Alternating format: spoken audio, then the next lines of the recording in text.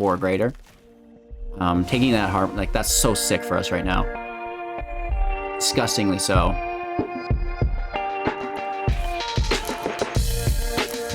We're gonna get a really nice draw. Oh, they should have blocked that, because drawing 3 cards is not, that's not how you're winning this. Hello, good game. Welcome back to Ghouls and Goblins. I hope you're all having a magical day, and thank you so much for taking the time to support the channel. We're back with our last dual color deck within the standard 2022 pre-constructed decks. We do, of course, still have the 6 monocolored decks we can upgrade again, but this is it for what's new. Of course, over a little bit of a week until Innistrad is released. Super excited for that on the 16th. Stay tuned for great release day and party. We'll have some cool contests and giveaways. Speaking of which, I'm giving away that D&D Rare playset this week. Do not miss out on it. It's your last chance to get your name on that list, and double check that your name is there, right? Because I would hate for you to miss out on that. With this out of the way, it is damage control. What is this deck called? I forget what the deck is called. We're gonna have to take a look at it though. It is the Dimir black and blue control deck, which is actually performing very, very good. And there's actually some cards in here that I think could be incorporated within the more competitive decks that I'm 100% sure have been overlooked. With that being said, the strategies, the synergies, all demonstrated within the gameplay footage, and then our final thoughts is what you can expect. You can inspect it, I guess, if you want as well, within today's video. And buckle up, get ready, like the video to help support for free. Like I said, subscribe to the channel to partake in the contest, the giveaways. Check out that link tree, maybe even become a Patreon to help support the brand. And yeah, let's get into it.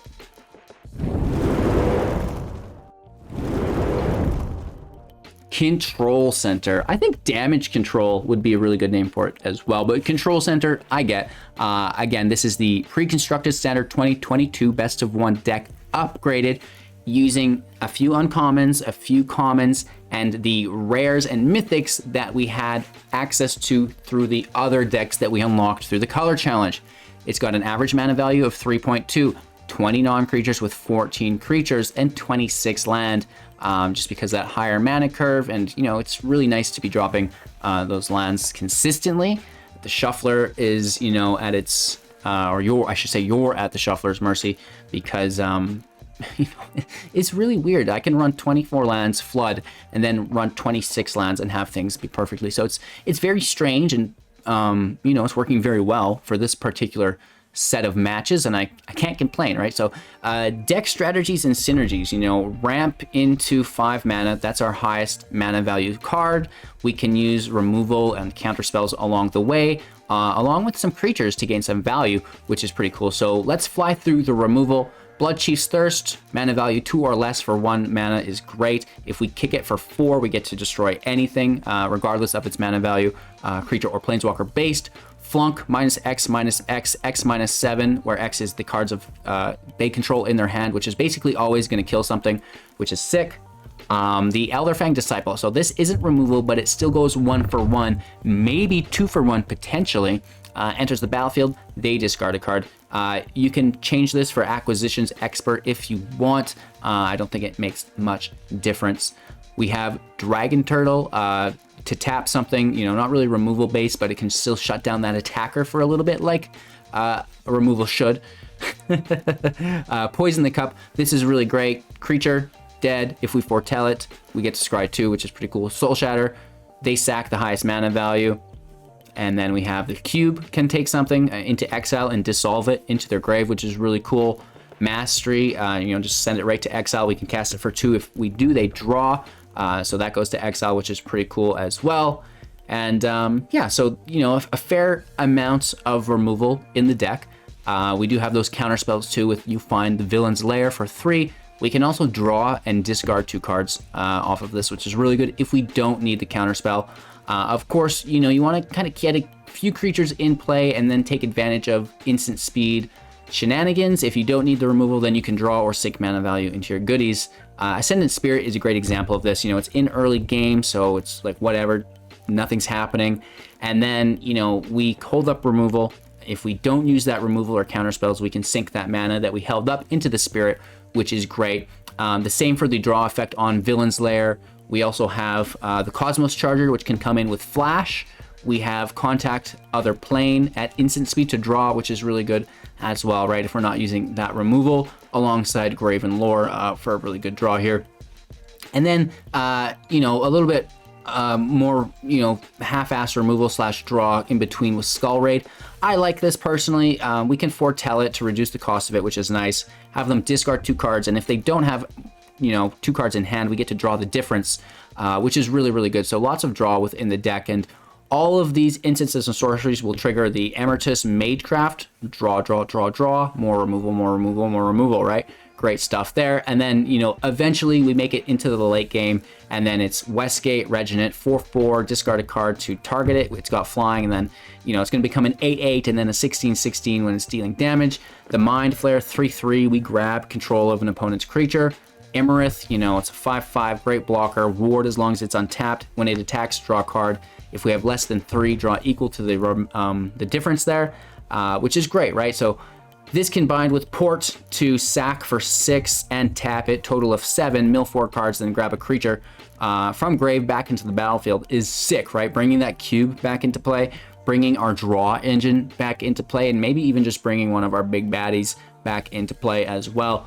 All of which have massive in-game interaction, which you love to see. And this is the card that I think potentially should make it into the more competitive variants of the deck. Of course, you know, a lot of this is already there, but this is something we've not seen in any of them that I feel has been overlooked. So that's the deck. Your strategies, your synergies, you know, control the match, get into the bigger spells and really take advantage, which is totally viable because you have so much draw that, you know, you don't really run out of removal, and lots of the times your removal just leads into more draw, you know, like the Scry 2 setting up your next couple turns is really cool. So I've been having really good luck with the deck, really good matches for you guys, and, you know, enjoy. We're going to demonstrate the glory that is Control Center within today's gameplay footage. Support the channel, right? Like the video, subscribe, become a Patreon, easy peasy, lemon squeezy, and we'll see you into our first match in just a second. Opponent going first. Land looks bad. Let's toss it. This is much better. Contact the other plane can go. It's good, you know. The 4-drop is the same as Emeritus, though. And we pull a counterspell, which is nice. I don't know if it'll do us much good here. Hopefully they keep playing slow and we pull a second counterspell. Great news. Don't play anything. Angel spells are less expensive. They have 5 cards in hand. So your angel spells will be the same cost. And now we have back-to-back counters. Wow. No. Get out of here!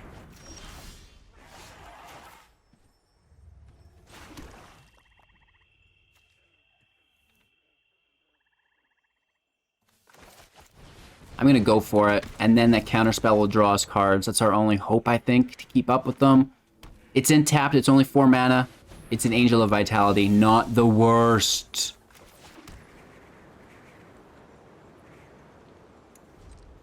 If we don't counter, we have a Dragon Turtle.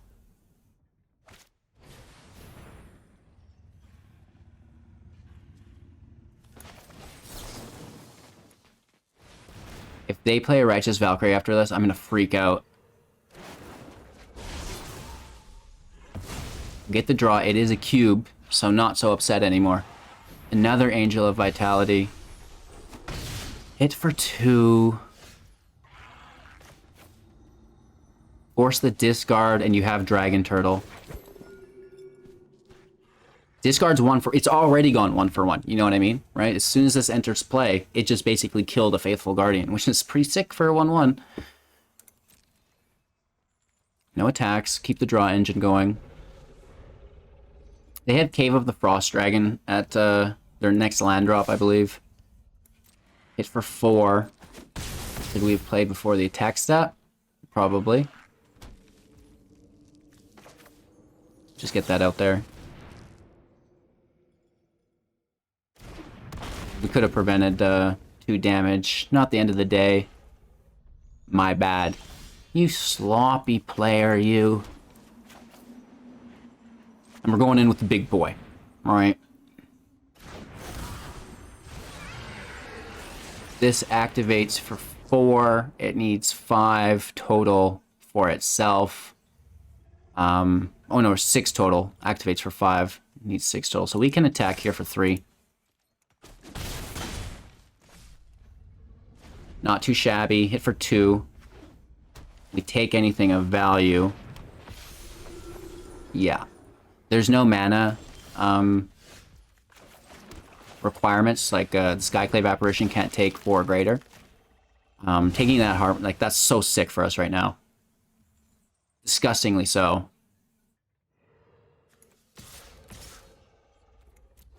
We're gonna get a really nice draw. Oh, they should have blocked that, because drawing 3 cards is not... That's not how you're winning this. We can foretell.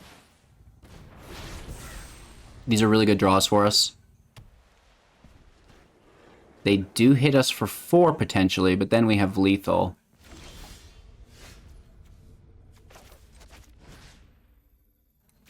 We draw 2 here, which is nice. 3 through the Archmage after we just drew 3 cards. Get out of here. So many lands. I guess, you know, when in Rome. Let's draw it up. This is another 3 draw. And we pick up something that we can't use. LOL.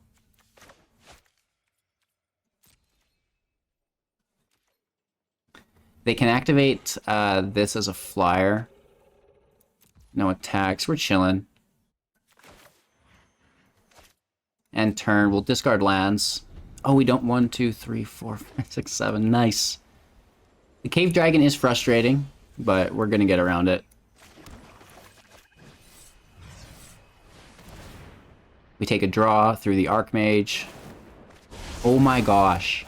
Stop it. You know what I mean? No creatures of value to bring back with the port. And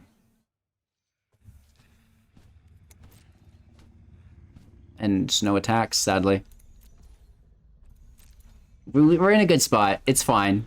It's just the cave dragons kind of stopping us.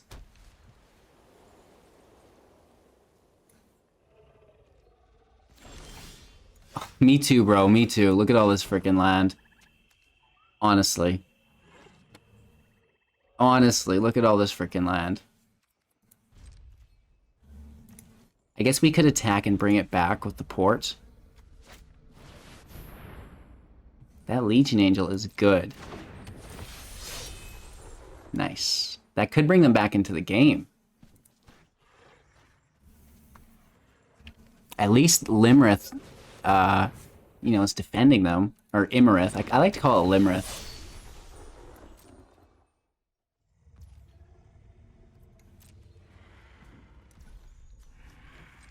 Oh, what is this? 6?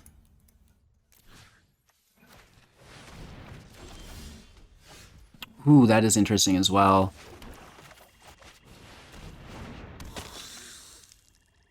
Uh-oh. Get that out of their hand. That stops the cycle. Right? Nice. That stops the cycle. That can swing in. This can swing in. We're going to keep this to defend. Right? That 5/5 is really nice for us. It's a good draw. Eventually. They got really lucky with that Legion Angel, let me tell you. Down to 6. We have lethal next turn if we just go all in. Valkyrie's out. They still have Cave available, I guess. Nothing big off the top. Nothing in the grave. We go all in. Whatever they kill, we bring back. They do have the Cave of the Frost Dragon as well.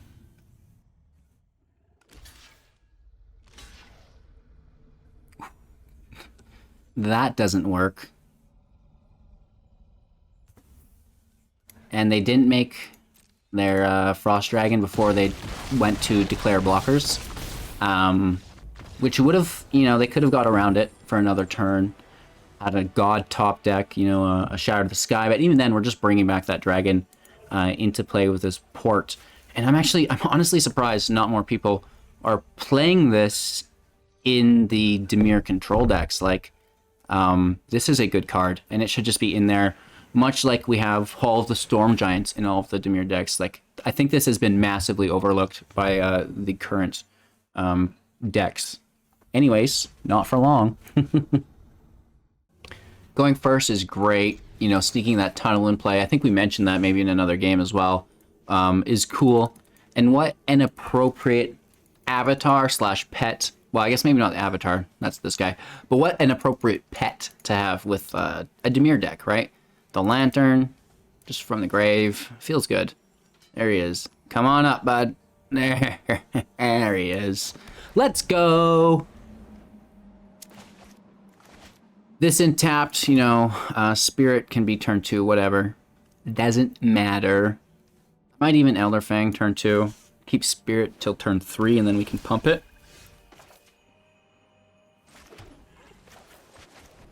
And then if there's removal, maybe they're like trigger happy and they take the Disciple. They're like, oh no, we can't let them sacrifice it. I better take it now.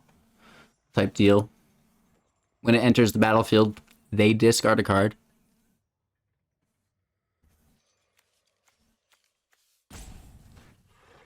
Vampire Warlock, that's pretty cool. There are a lot of Warlocks in the new set, Witches and Warlocks, and there's also a lot of Vampires, so the Callous Bloodmage, ahead of his time, all the way back from Strixhaven.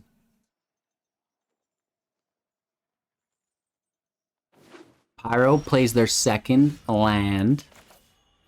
We are in session. Maybe if we wait until 4, though. Well, no, we need another island to hold up that counter magic.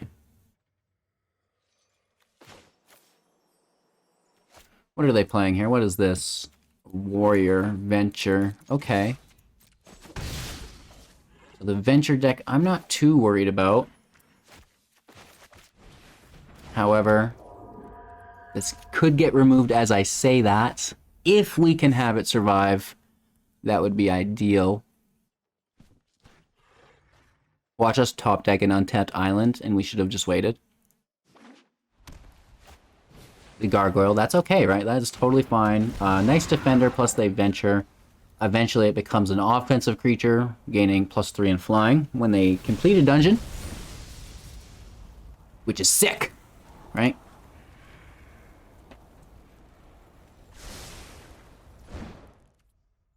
We can obviously dump in to our spirits, they're tapped out. It didn't matter, but, you know, I'll be damned, right?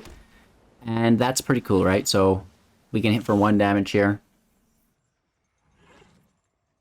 They might even allow us to hit for 2, because we could push in and become a 4/4 and take out that Gargoyle, which will cost 3, so I don't want to really do that until 6. Do we take it?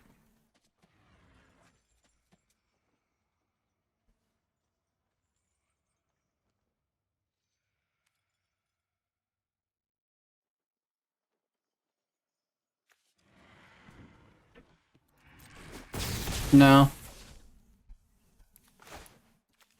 If they're gonna take anything, it'll be this Archmage. Right? They'll definitely take that. That overrides the Spirit, which means we don't actually have to protect the Spirit. And then if they don't have the removal, we just gained really nice advantage. I would definitely bet that there is some removal coming our way here. It should definitely be on this Archmage. It's a 6-draw engine, and I can draw multiple cards per turn. It's another Gargoyle.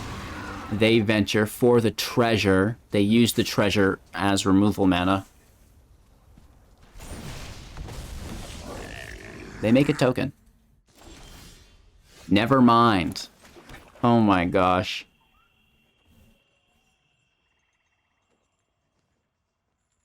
So we have 3 mana that we need to hold up, which leaves us 2. which is a very merry pass this turn. Straight back to you, Bill.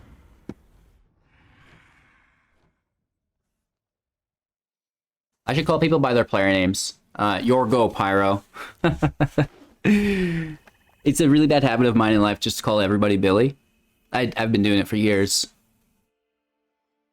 You don't need to remember anyone's name when everybody's Billy. Like years and years and years. It's like too long. Really? They're not doing anything? Now, this is an interesting match. They must have some removal. They must have... Okay, perfect. Counter target spell. We draw a card through the Archmage Emeritus, which is sick. They're down to 3, which is -4. Still their end step totally tapped out. We kill the gargoyle, draw another card. Beautiful. Land out. We have not what we want. So let's force a double discard here. That only leaves them 1 card. We draw.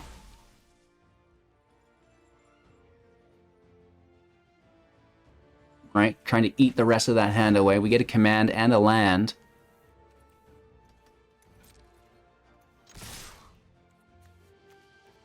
Everyone attacks. We should get 2 damage in. The 1/1s trade.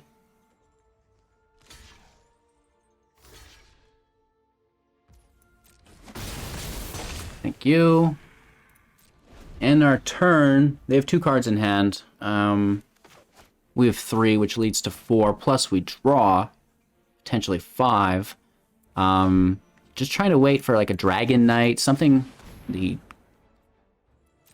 clan member could be good. Yeah, that's going to be bringing back some creatures, right? The gargoyles. Don't really have much else.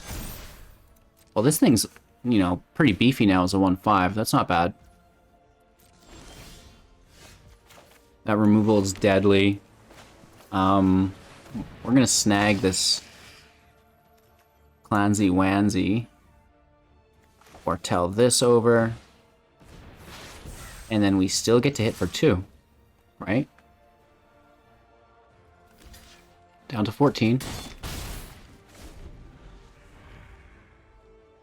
We have removal. We have another creature with a draw. They have to slay the Mind Flayer to get their creature back, which I don't doubt that they'll do. I would expect that, actually, this turn. If I were us... What? Do you even listen to what you're saying, HGG? Luckily, there's no ETB. It just transfers sides of the battlefield. And they're playing defensive. Right? Respectable. Let's draw.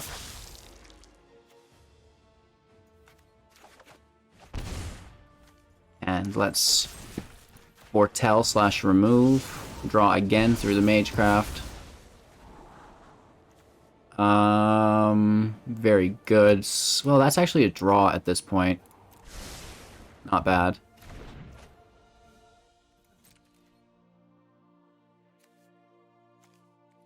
No attacks. And then we just pump in our spare mana into the Ascendant Spirit.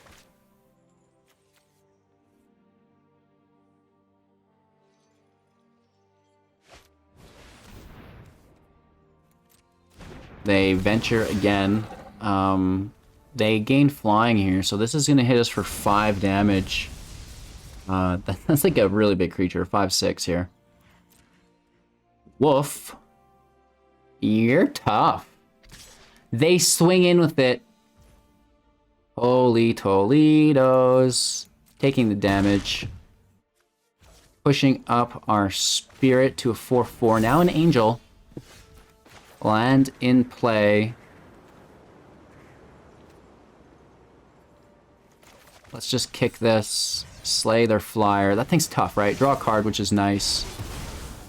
And then we eat the rest of their hand, which is like so good. Wow, we are performing here. This is a perfect demonstration of the deck. That Skull Raid is amazing.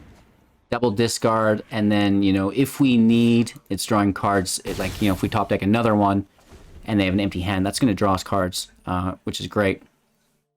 Instead, sorcery speed draw is never good, but this late in game, we don't really need to make sure we're holding up every single mana. Oh!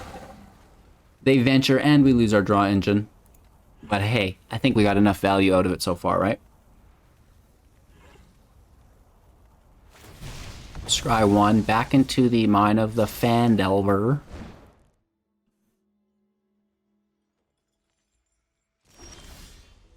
Oh, goodness gracious.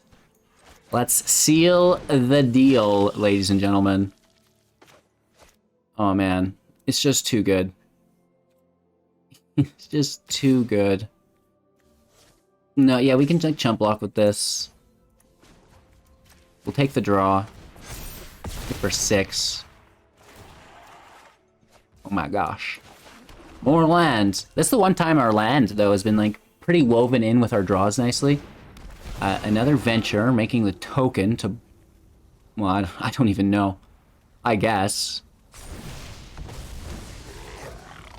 I mean, there's 2 flyers here.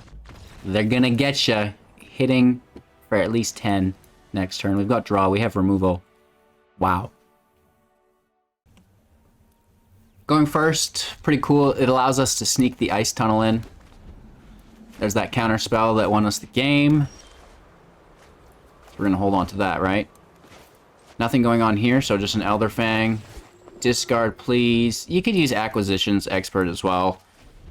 Choice is yours. That's a Soul Mender they toss. Dean of Radiance, pretty cool. I mean, we can just slay it. How many creatures are they going to actually have enter the battlefield next turn? It's got flying, so we may as well try to attack, get the block. No such luck.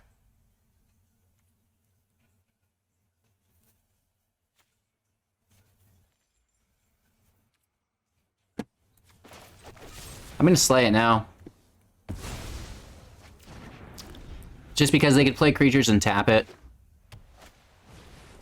The Ooze isn't the greatest. I mean, I'm glad that that token's not going on the Vigilance creature. We probably should have waited. But then they could have tapped it. You know what I mean? It's a trade-off. It would have been bad. Either way...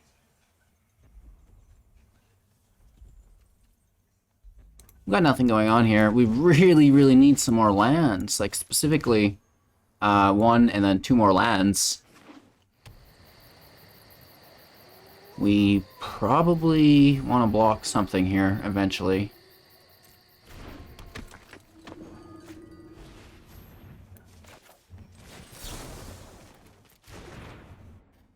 Are they gaining life though?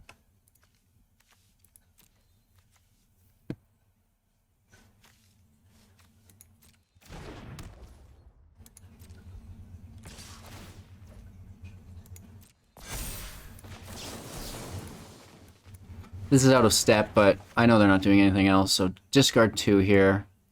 The removal will be good. Let's toss our counter and the discard. And we're going to try to really bank on these higher value spells. No blocks. Land out. Oh, man, if they have removal. We should... just foretell this for the scry. No attacks. Maybe they have protection. Land in play, 2 cards in hand. We have 16 life, right? So we're still okay. You know, that is going to be annoying. But we still just take care of the ooze, I think, right? That's tough.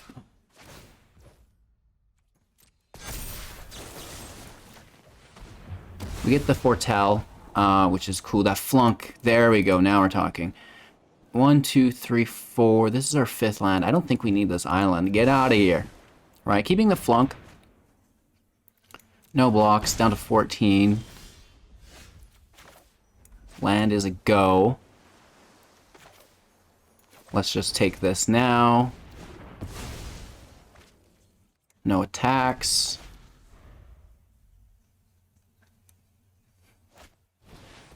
Okay, okay, okay.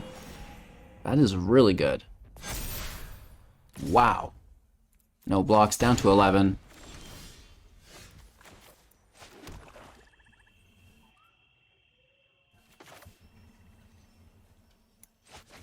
I'm taking it.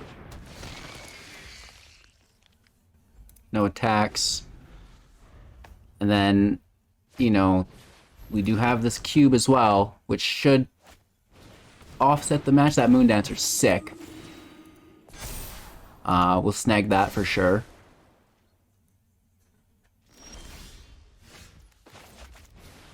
And we can even dissolve it if we needed.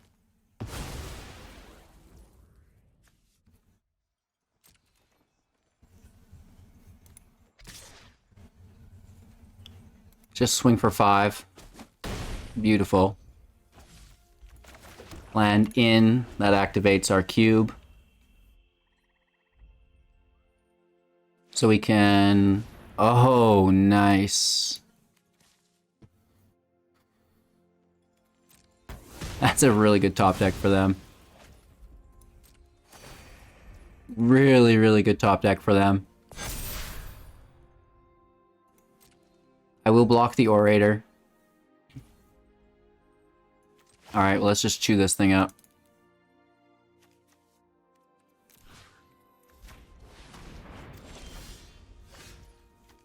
That's Flash, and that's not the worst, but them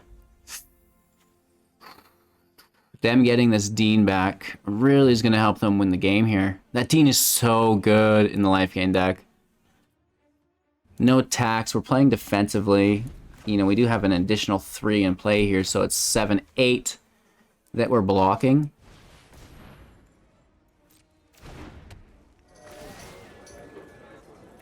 And they can, you know, begin to push in and bring out this Moondancer, which I guess we should have actually maybe left in the exile zone. But this is intense, right? Like, this is a massive hit.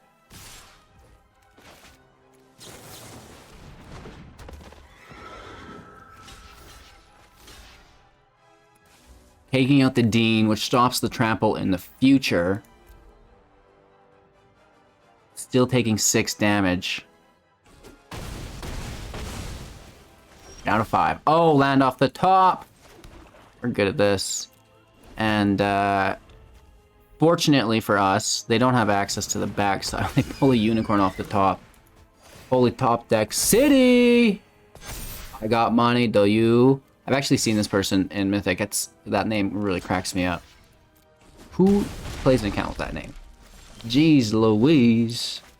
A good game, my friend. Considdles. That life gain deck is hot fire. Love to see it putting in work still. Oh gosh. Control Center version 2 is dirty. Sadly, this is the last dual color deck that we're playing, or multicolor deck that we're playing within the starter variants that they gave us. That doesn't mean I won't make more free-to-play decks using commons, uncommons, and that rare and mythic list, right? Typically, I'm using just artisans, not building with any rares or mythics, but now that we have the list of everything that we gained for free within the new year, we can really start to incorporate that within some organic free-to-play builds that no one else has, right? Obviously, everybody is going to have access to these decks, and anybody who watches my videos gets the upgraded versions, and I guess they'll actually get access to my organic free-to-play decks as well.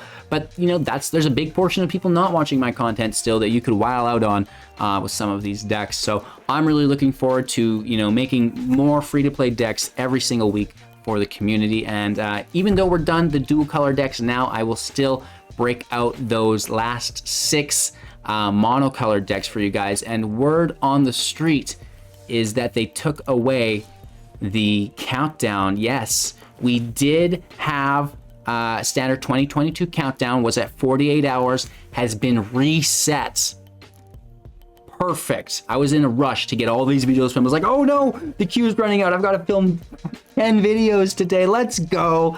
But that's great news, right? So you'll get to play these decks within this entire playlist until the new set comes out. And because of that, it'll be really easy to upgrade those sets or those decks with cards from the new set. So thank you all so much for your time and attention. I really do appreciate it. Again, me and Maya had a great time camping. If you've been tuning in, just to my day to day, and really looking forward to just bunkering down, getting a ton of content done, and everything ready for this new set. Because day one, I'm going Naya Werewolves and Mardu Vampires. That's the first thing I want to see. I am so excited. What are you guys excited for? What kind of decks do you want to see? Because your wish is my command. Have a magical day. Thanks for support. Thanks for the support. I can't even talk. I've got to go have lunch. Woof. Likes, subscribes, Patreons. Have a good days. A good day to you. Take care, you guys, and we'll see you soon in the next.